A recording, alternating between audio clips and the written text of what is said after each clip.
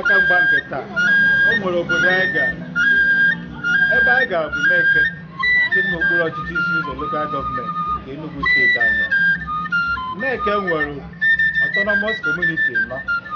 Nke izizi bụ Akpan, nke ọzọ bụ Emora, nke ọzọ bụrụ Mburu Amani, nke bụzi Neke.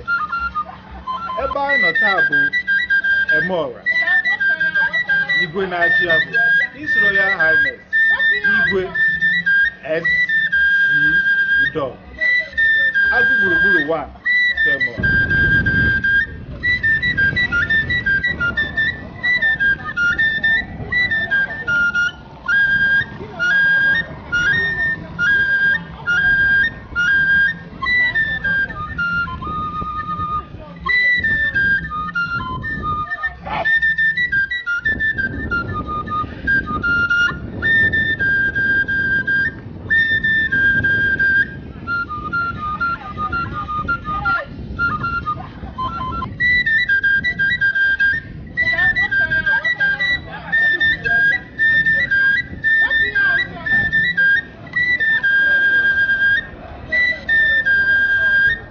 Nnukwu emume ndị Neke niile na-eme.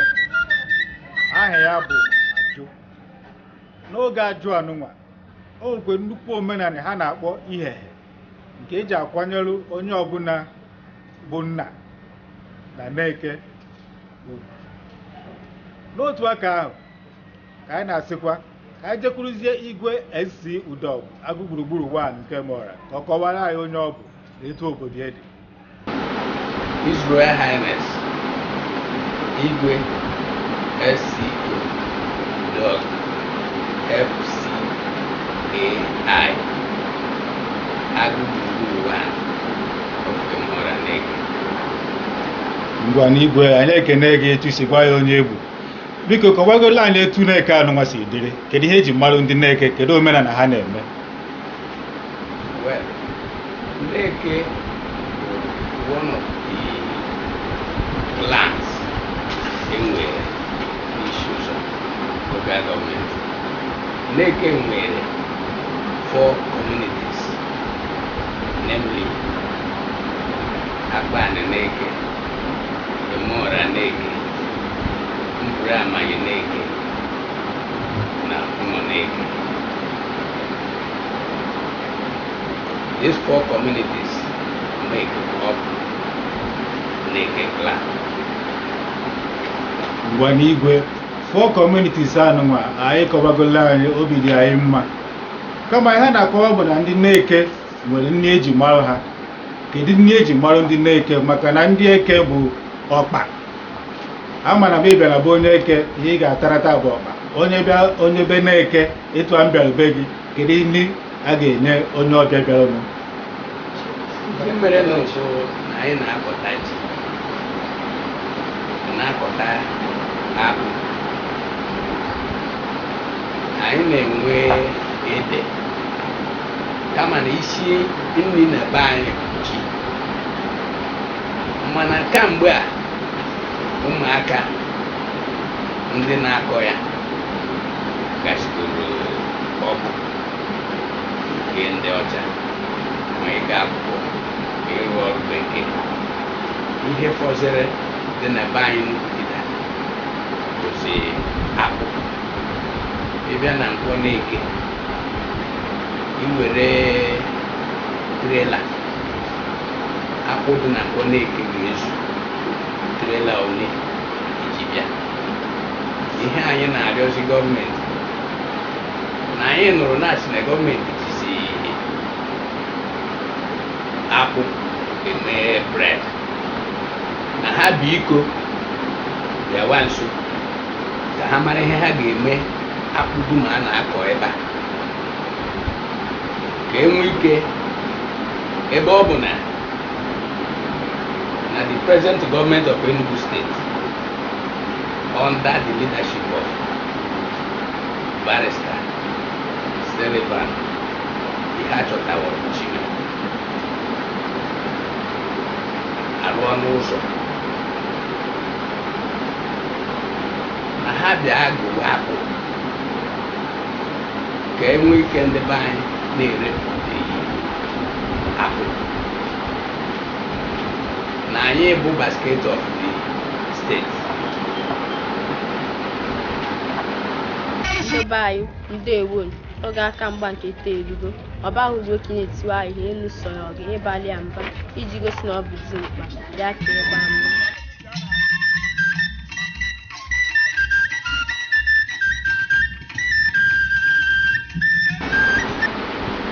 Igwe asị na ndị gburu na-akọta akpụ ịchọkwuga n'anya na ji ịchọkwuga na ede ịchọga gọọmenti bịanye aka ka enye aka ka ndị na-eke na-enwe ebe ha na-erekwu ndị ha na-akọpụta. Ị na-ekenekwa gọọmenti bụ nke barista Sullivan Chime etu o si rụta ụzọ gafere na-eke. Ya bụ anyị na-asịzi biko Igwe kwena anyị omenala eji marụ ndị na-eke.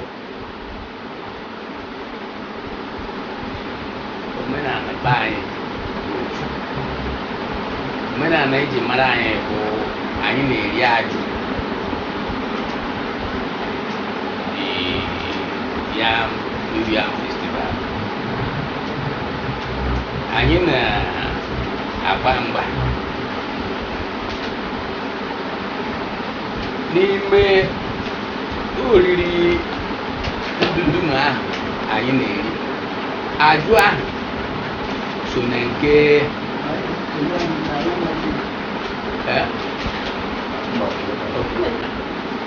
nke na-adịkarị anyị mkpa maka mgbe ahụ ka ụmụ anyị ndị pụrụ apụ na-anatakarị. Anyị nwekwara oriri ọzọ dị mkpa bụ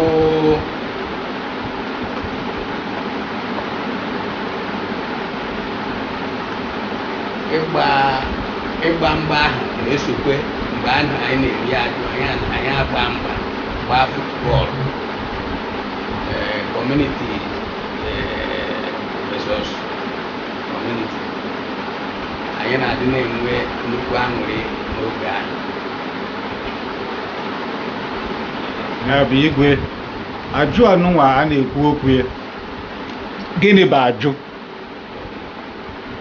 Ajụ bụ omenala anyị na-enwe ihe anyị na-akpọ ihe ehe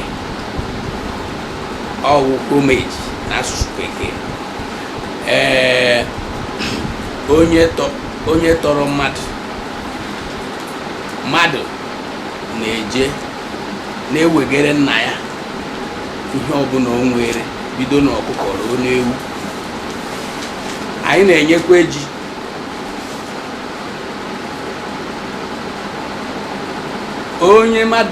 onye bụ onye tọrọ mmadụ bụ onye kwesịrị ịnara bụ ihe a na-ewegara ya ji 14. Ya bụ ihe bụ ipe homage.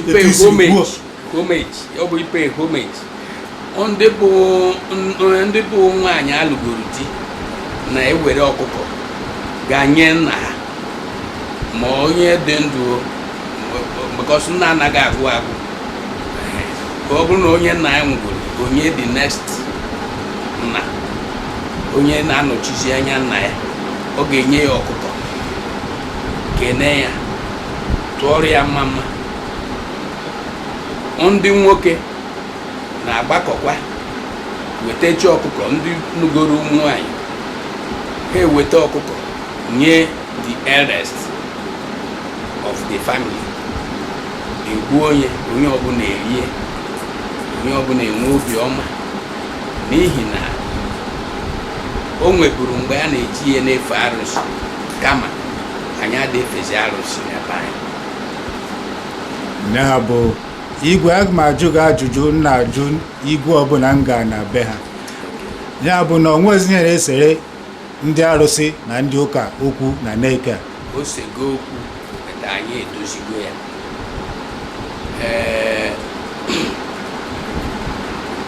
Nkiri odo bụ ihe anyị na-emebu, ya bụ nke nwasịrị obi, mana anyị edozie na ya o nwezighị ihe a na-akpọ arụsị dị na be anyị emego ka ndị ụka na ndị na-efe arụsị dị na mma enwezighị ụzọ gboo anyị nwere n'obodo anyị kịta. Ọ dị mgbe igwe ekene nga ọfụma wee na-asị ndị be anyị onye unu na-anụ onye bụ igwe gburugburu nke na-eke dị n'okpuru ọchịchị isi ụzọ lokal gọọmenti n'Enugu steeti anụnwa. Ya bụ igwe ka anyị sizie gị n'okpuru ọchịchị gọọmenti anụnwa anyị nọ, biko nwere ukpe ekene ga-ekene onye isi steeti anụnwa bụ Barrister Sullivan Chime na ihe o megoro ndị na-eke, ka o nwere ihe ọzọ chọkwara ka o mere unu n'obodo anụnwa. Ihe mere n'ugwu na kamgbe gọọmenti ji na-abịa n'Enugu steeti, anyị bụ ndị na-eke eriri uru na nke Sullivan.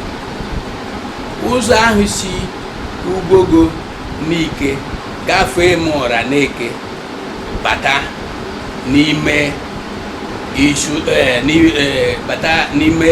bata Ikem, ụzọ ahụ bụ uru anyị riri. O nweghị onye na-eke obiọma na-adịghị n'ọchịchị Sullivan, maka na ugwu dum na-anaghị ekwu anyị iri arị emezisigo ya. Ya mere na anyị na-eti mkpu ka gọọmenti bịa mezotu, ọ bụzi ite ekolta ka ha metụpụ nke ahụ ka anyị nwee ike soro na ndị bi n'Enugu steeti, n'ihi na the previous governments denied us our right, because ụzọ ahụ bụ the nearest road from Isuzu local government to the state capital, but a jụrụ ịrụ ya. Kama na Chineke emena Sullivan abịa nwee ike rụọ ọrụ anyị ụzọ ahụ, anyị a na-ekene Sullivan ya na ndị ya na ya na-achị, na-ekwu na ụzọ ahụ ọ bụghị sọsọ na-agbafe n'ụzọ ahụ bụ ihe ọma bịara. Ndị be anyị na-etete nkwụ elu, anyị anaghị akụ iti, anyị anaghị akụ obodo anyị na-etete nkwụ elu ebe ọ dị mma. Ụzọ ahụ ga-eme onye bi ebe ọbụla obi ma ndị bi n'Enugu ga na-agbata bịa na-azụrụ mmanya dị mma, maka mmanya nke be anyị ahụ dị mma karịa mmanya bọtụl. Ọ dị mmanya igwe ị na-ekene Sullivan Chime bụ na-achịta Enugu steeti anụnwa ọfụma. Na biko o nwezikwa ihe ị chọrọ ịgwa ndị na-eke ga na-ege ntị ebe anụnwa, ị ga-ekwe ha nkwa na ị ga na-achị ha ọfụma wee ruo mgbe Chineke sị na ọ ga-ezu, na bụ ị na-agwa eketa anụnwa na ị ga-agwa ndị na-eke na ị ga na-achị ha ọfụma. Ihe mere bụ na ọ bụghị onye na-achị achị na-ekene onwe ya. N'echiche m, ana m ekwu na nna-achị ha ọfụma, maka na kamgbe e mere m igwe na ihe m kwuru bụ onye ọbụla hụrụ ihe m na-eme na-adịghị mma ya bịa gwa m. Ada onwebeghị onye bịara gwa m. Ana m achịzi ihe ọfụma, na-arịọkwanụ ka Chineke na-edu anyị ka anyị na-aga n'iru na-erubere gọọmenti isi. Isi gịnị? Ndị be anyị, o nwere ihe igwe si mụ bụ unu, ọ si mụ kwuo ka ọha niile nụ ya na-eji ukpe ekene na-ekene Barrister Sullivan Chime aka na-achị Enugu steeti a, etu o si mee nwanne Eke bụ Chief Augustine Nnamani local government chairman nke isi ụzọ. Ọkwụ na anụ ihe okwu igwe si mụ kwuo kene Sullivan Chime maka etu o si mee nwanne ha nwoke nwanne Eke local government chairman. Abambugoke Boniface, abụ onye Nsụka. Local government anyị bụ Uderu local government. Achọrọ m ka a na-agba mgba n'Enugu steeti. Onye na-agbata mgbe ofuma na Enugu steeti ga na-aṅụ Bacchus Light. Aha m bụ Susan Odo. Abụ m onye na-achịkọta ụmụ nwaanyị ndị Emora Autonomous Community. Emora na-eke ka anyị na-ekwu okwu ihe a ka ọ bụ Emora nke dị na Abia steeti? Emora na-eke nke dị n'okpuru ọchịchị isi ụzọ lokal gọọmenti. Ọchọra, anyị nụkwa na ụmụ nwaanyị enweghị ebe ha na-amụ nwa na Emora na-eke anụnwa, eziokwu bụ ihe ahụ? Eziokwu. Anyị nwere maternity, mana maternity ahụ ọ ka bụ ihe ndị ime obodo ji aka ha na-arụ, arụchabeghị emerụ kịta. Anyị nwechekwago ndị ọrụ ọfụma n'ihi na anyị enwego ya enyemaka na ọsọsọ ịgba mbọ nke anyị ka anyị ji were na-eme ihe a na-eme ebe ahụ. Na-abụ na ụmụ nwaanyị Emora na-eke na-egbu ikpere n'ala kpọọ isi ala na-ayọ onye na-achị Enugu steeti bụ Barrister Sullivan Chime ka ọ gbata ọsọ enyemaka. Anyị na-arịọ ya na-ekenekwa ka o mere eme, maka na mbụ ụzọ na-aga na ebe anyị adụbụgo ogologo mgbe, mana kịta na ụzọ anyị bụzi imechigodo anya ga na moto ga-aga ya ọsịsọ 3 minutes na-eretego be anyị. Nke a bụ eziokwu. Na-aga isi ụzọ niile. Ka ekwe maka chairman ọ na-emekwe? Chairman anyị na-eme ọfụma, o chetakwara anyị ọchịchị anụnwa gụnyere anyị mara na anyị dịghị mkpa, ya na-emere anyị ihe ọma. Ọ chọrọ anụmanụ kepu na ede anago na ụmụ nwaanyị ahụzi ede ha ji ete ofe. Kedu ihe mbụzie nke anụnwa biko? Ihe mbụ bụ na ọrụ ugbo ka eji mara anyị na-akọ ji, na-akọ ede, na-akọ akpụ, akọkwa ede, mana kemgbe ikpeazụ a ya dahụzi ede ihe nwa na-akpọ amaghị m ọrịa nwa bịara na-egbe ede, anyị dakọzi ede. Mbụ na anyị na-eji drọn, ọtụtụ drọn na-ewu ede na-erefu nke anyị ji enweta nri anyị na-eji agafe ụgana a na-akpọ achịcha, mana ugbu a ya dahụzite ede anyị ji esi ofe nke anyị ji ahụ nke anyị ji eme achịcha anụ. So ọ na-enye anyị nsogbu. Anyị na-asị o nwere ihe gọọmenti mara bụ ọgwụ enwere ike iji mee ka ede ahụ na-achitekwa azụ dị n'ụdị ọ dị na mbụ ka ha nyere anyị aka. Ọ chọrọ ka maka omenala, kedu ka ụmụ nwaanyị si akwalitekwara omenala ndị Emora n'ike na-eke? Ụmụ nwaanyị na-akwalite maka na ụmụ nwaanyị bụ ihe na-eme n'obodo na-ekpo ọkụ. Oriri ọbụla ndị ka abịa na mmemme eriri ji ọhụrụ nwa, nwoke ọbụla na-akọ ji na nwunye ebi ịgba mbọ hụ na ọ na-akọfụta ọfụma. Nwoke enweghị ike iji ugbo kọta ji ọfụma ma nwunye ya kwadoghị ya n'azụ. Anyị nọ n'ịkwado n'iji ugbo, ịkwado n'ịga ọrụ, n'ime nye aka hụ na ugbo na-aga ọfụma. Anyị na-ewufutekwa ego ma ọ bụ na anyị na-eretecha ego ndị anyị retere erete tinye ka e nwee ike na-akọta ji na ụbara, akọta akpụ na ụbara, akọta ede na ụbara, mana ede m nke gbanahịrịgoro anyị kịta. Na-abụ na-ekpe ekpere ka ama ka a ga-esi mee ka ede nachieta. Ọ dị mma. Ọ chọrọ biko ekene gị, anyị na-ekpezi ekpere na ndị ga-anụ na anụgo, ndị ga-emenwu ga-emenwukwanụ. Biko kenezie ndị Emora na-eke ka ekwe ha nkwa na ọ ga-adị mma n'ihu. Ana m ekene ndị Emora ibe m na-asị ya bye na ike nke Chukwu anyị ga na-aga n'ihu.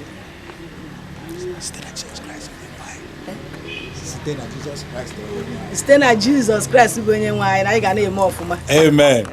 Afọ m bụ Honorable Chief CO Erika Aga, eze ahụrụkwe na na-eke.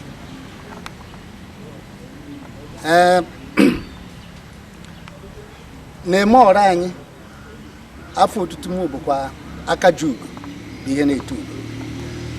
Abụ m onye Emora na-eke Autonomous Community, bụ igwe m bụ His Royal Highness Igwe S.O. Udog agụ gburugburu one of Emora na-eke Autonomous Community. Unu bịara na nke mụ nọnyere n'ihe mmemme niile nke unu mere. Ana m ekene unu, ana m achị unu nnọọ. Eji m ohere nụwa na-ekene gọvanọ anyị bụ Barrister Sullivan ihe a na-achọ Chime n'ihe ọma niile o mere anyị. Ọ bụgodugo ụzọ site Ugwogo wee bata na-eke ruo ike m nke a na-arịrị anyị. Ana m ekenekwa chairman anyị bụ Honorable Augustine Ndaman n'ihe ọma niile, ọrụ ọma niile ọ na-arụ ụzọ n'isi ụzọ niile gburugburu, ọ na-arụ briji n'isi ụzọ niile gburugburu, nke bụ na ụbọchị a ka o binyere anyị bụ ndị Emora transfọma nọọ ihe gbasara maka ọkụ ndị Emora a na-arụ. Ana m ekene ebe ọ dị ukwuu, ana m achị anya mere gaba. Chineke nọnyere n'ọchịchị ya. Ndị Emora niile na-ekene, na ndị igwe na ndị kabinet niile na-ekene. Ka maka omenala obodo ndị Emora na-eke anụnwa, nwere azụ nwere ike ịtụnye anyị? Thank you. Omenala ndị na-eke Emora na-eke bụ ofu n'ime ha mara mma. omenala ha kwadoro isi n'iri ji ọfụ. N'iri ji ọfụ ha bụ iji wee ma ka ji mmadụ kọtarịra, ka ji mmadụ butere ka ọra na-abadaba, iji wee mee ka egwu ụmụaka, ụmụ agbọghọbịa, ụmụ okorobịa gbaa egwu ka na-eti ya. Ha na-ete a na-aga ụbọ, ndị okenye na-aga ụbọ a na-ete ya. Mgbe a na-eme oriri a bụ oriri ndị nneke na ndị niile ha, ndị ọbịa nọ na be ha na ndị enyi ha niile nabatara bụ ihe a na-eri, iri ji ọfụ. Ya bụ iri ji ọfụ n'ala Igbo, mana ajụ bụ afịa. Akajugo, kedu mgbe e ji eri ji ọfụ a ka anyị bịa nụ na akpịrị na-akọzi anyị ọkọ? Biko nna nwanne m, ọ dị ihe ọma na onye Igbo si na mmadụ niile nwere ugwu na ihe egwu ọnwa bụ onye du mmadụ ọfụpụta ya egwu ọnwa. Ọ ga-adị m maka ịbịa na mgbe ahụ anyị ga-eri ji ọfụ, mgbe anyị ga-ejiri ji ọfụ Septemba. Na be na-asa anyị kwadobenu sachaba afọ bịaba. Biko unu kwadebe n'ọnwụ na ibu afọ unu wee bịa. Nke ọbụla anyị na-ahụ ji, anyị na-arụ ji n'ọkụ, anyị na-ewu ya ewu, anyị na-eshi ụtara ji wee na-eri. Akajugo, kenere ndị Enugu steeti na ndị Emeọra na ebe ọbụla ha nọ na-enene ka ha sị na gị na dimkpa agbụghịkwa na ọbara na o nwere ike ịgba. Biko ana m ekene ndị Emeọra Lake Autonomous Community ebe ọbụla ha nọ na Naịjirịa, tinyekwara n'ụwa niile. Ana m ekenekwe ndị Enugu steeti, maka na ọ bụrụ na ọ bụghị mmadụ ibe mmadụ ka mmadụ ji adị. Ọ bụ ndị Enugu steeti anyị nọ n'etiti ha na Naịjirịa bụ anyị ji wee na-aga. Anyị na-asị ihe demedeme, ụbọchị dị ọrụ ha mma, ihe ọma ka anyị ga na-ahụ. Onye kpata ego ọnụta nwaanyị, ọmụta nwa, ọrụ ụlọ, ogokwere edo ma na-agba.